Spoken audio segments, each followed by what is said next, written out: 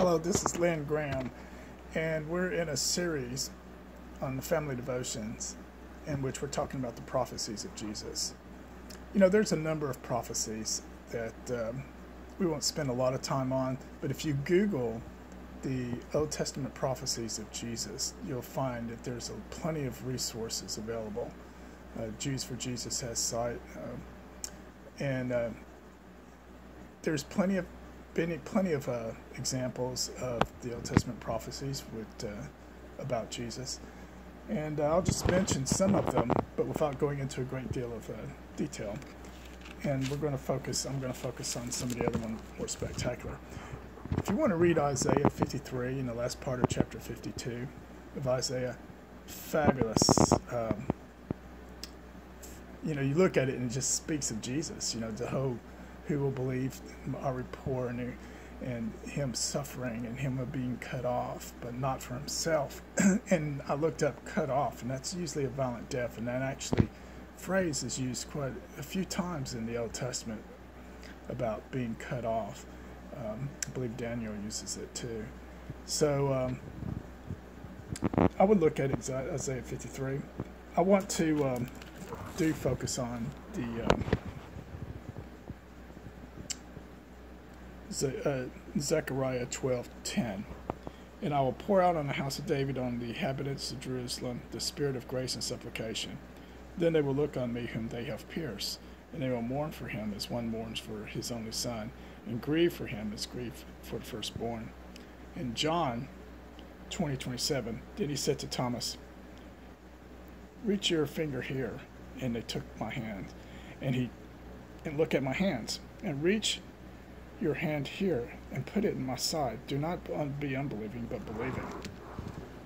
And also there's the verse where the Roman guard reached up and punctured the side of Jesus because they already thought he was dead. And blood and water came out. So he fulfilled those prophecies. And I just think that is just absolutely stunning that that those kind of prophecies that were visible and people saw it at the time. People saw him being jabbed.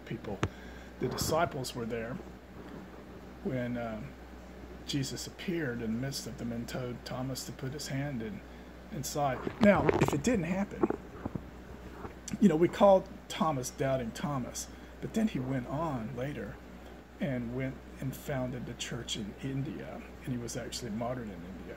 Now, if these things didn't happen, he wouldn't have, But because, remember, he did doubt, and the disciples said he doubted.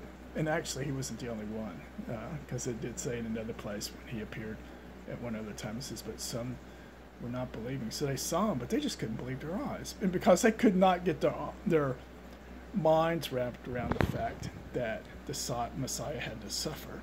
Now, when he was resurrected, he did explain to him, and he went on to explain for 40 days why he had to suffer. He had to suffer, and he went back and he was using the Old Testament prophecies in regards to it. But it was hard to get their minds wrapped around it. In fact, at the time, a lot of people thought that there were two Messiahs, a suffering Messiah and a reigning Messiah.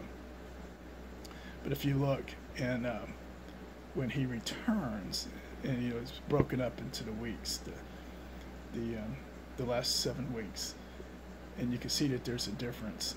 And that's a prophecy I want to look at too, as those the 62 weeks from the time that the temple was to be rebuilt.